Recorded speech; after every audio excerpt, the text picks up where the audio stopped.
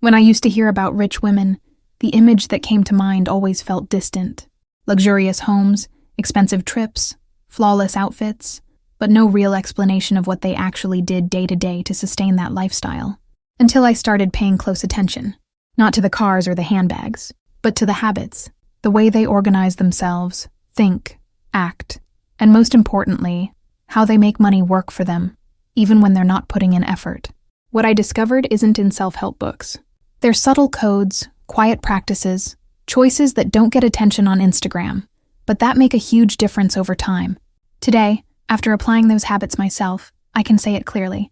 Wealth isn't just about money, it's about identity. And identity is built through rituals, decisions, and consistency. If this topic speaks to you, hit the like button, subscribe to the channel, and come with me. Because rich women are being born every day, quietly, but with intention. Habit 1. They treat time as an asset, not as filler. Before everything changed, my time was a bottomless drain. I'd wake up rushing, multitask like crazy, say yes to everything, and end the day feeling like I hadn't done anything that really mattered. The truth is, I treated my time like it was infinite, like it was there to be used by anyone, anytime, for anything. But one day, sitting in a room with women who had already built financial freedom, I heard something that stopped me in my tracks. Rich people don't spend time, they invest it. That flipped a switch in me. I started to watch how I spent my hours. How many of them were invested in my growth? How many I gave away just to avoid seeming selfish? The wealthy women I admired had a clear schedule. They didn't fit in what was important. They prioritized it. They had routines with pockets of silence. And they guarded their focus like a safe. So I copied. Little by little, I became the kind of woman who follows through. Not because she does it all, but because she does what matters. Now, I look at my calendar like I look at my bank statement. And I ask myself, does this bring me closer to the life I want? If the answer is no, I delete it. Guilt-free. Comment, my time is worth more than my money, if you've also decided to stop giving away your hours like they're worthless. Habit 2. They protect their emotional environment before chasing external results. When I first started changing my life, I thought it was enough to study, work harder, and make good financial choices. But no matter how much I acted, something seemed to pull me back, like there was an invisible anchor holding me down. Watching women who were on a whole other level, I finally got it. They didn't start with money. They started with their emotions. Their environment wasn't loud, chaotic, or full of unresolved conflicts. It was clean, light, and strategic. Not just their physical space, but their emotional space too. They didn't carry guilt, drama, or energy-draining relationships. When I saw that up close, I decided to audit everything around me. Friendships that only complained. Conversations that made me doubt myself. Environments that kept me small. I cut, silenced, and repositioned. No long explanations. Because rich women don't justify themselves, they reorganize. That habit taught me that wealth grows where emotional space exists, and that protecting my peace is part of the strategy, not a luxury.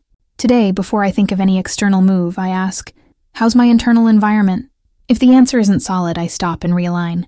Comment, my peace is part of my wealth. If you've also realized real results can't grow on unstable emotional ground.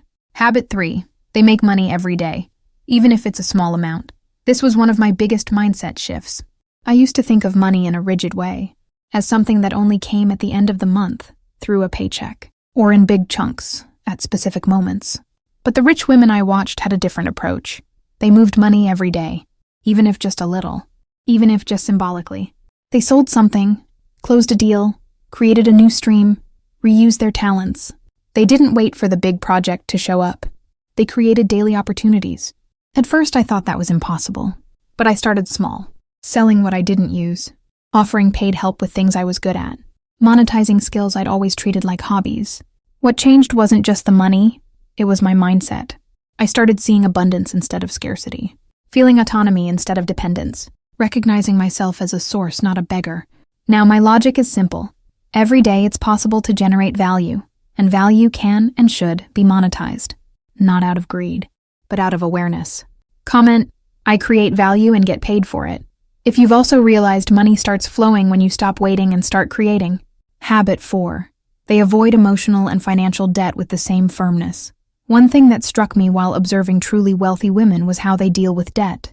Not just bank debt, but any kind of unfinished business that drains energy, space, or peace. They don't procrastinate. They don't sweep things under the rug. They don't accept living in debt. Not with money, not with explanations, not with showing up where they don't want to be. And that made me look at my own life. I had credit card debt, but I also owed people answers. I owed forgiveness. I owed clarity in unresolved relationships. I was always owing something, to someone or to myself. That's when I realized debt is a drain. And until I paid off those little balances, both financial and emotional, my system would keep running in the red. I started where I could, negotiated old debts, cut pointless expenses, closed unfinished chapters, asked for forgiveness where I needed to, and stopped offering what I couldn't sustain just to keep up appearances. That cleanup was more than freeing, it was strategic, because a rich woman lives with surplus, in her bank account and in her heart. Comment: I don't negotiate with loose ends anymore. If you've also realized that prosperity requires lightness, and lightness requires clearing. Habit 5. They treat their name as a valuable asset. I'd never thought about this until I heard it from a wealthy mentor. Your name is your brand. Protect it like you protect your money. That hit me hard, because until then, my name was just my name. A signature, a social media handle, nothing more. But the women who had built something meaningful understood the weight of the name they carried. They knew that every decision, public or private, either built or eroded their reputation. They spoke with integrity. They kept their promises. And even behind the scenes, they upheld the same standards they showed the world. I started to reflect. Who trusts my name?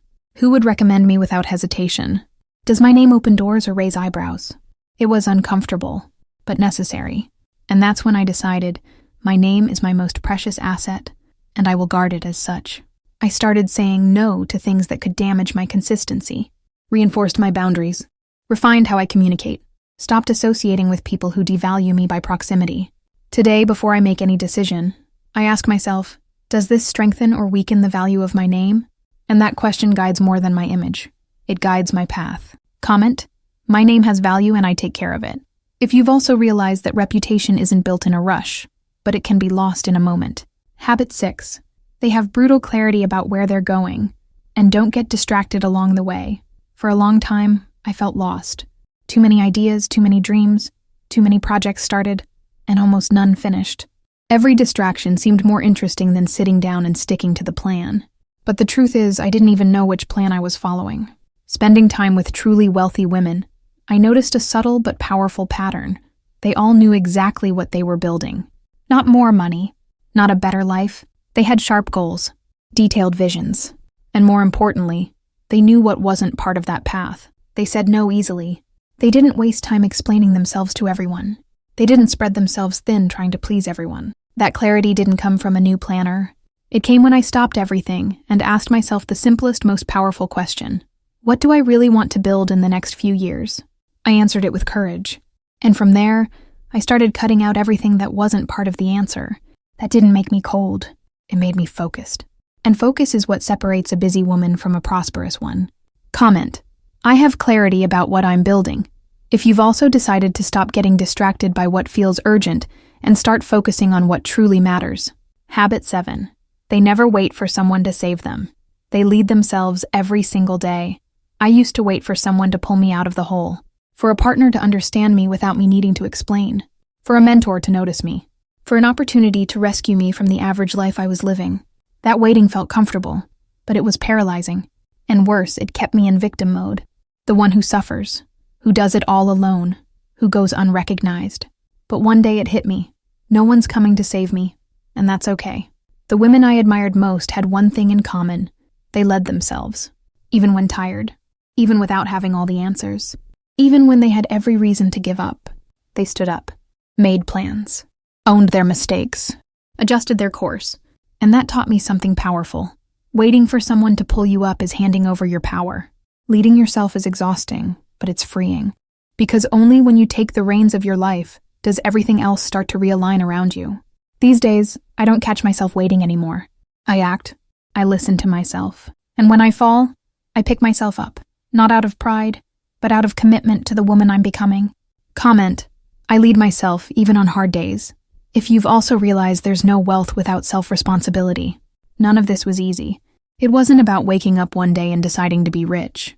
It was about letting parts of me die, little by little. The part that accepted crumbs, that felt ashamed to charge for her value, that said yes just to avoid conflict. Each habit I shared here was a conscious decision. To break cycles, to rebuild, to start over from the inside. And no, it wasn't perfect. I slipped up many times. Repeated old mistakes in new outfits. But every time I fell, I got back up with more clarity about what I never wanted to repeat again. Today, I'm not defined by what I've achieved. I'm defined by what I've left behind.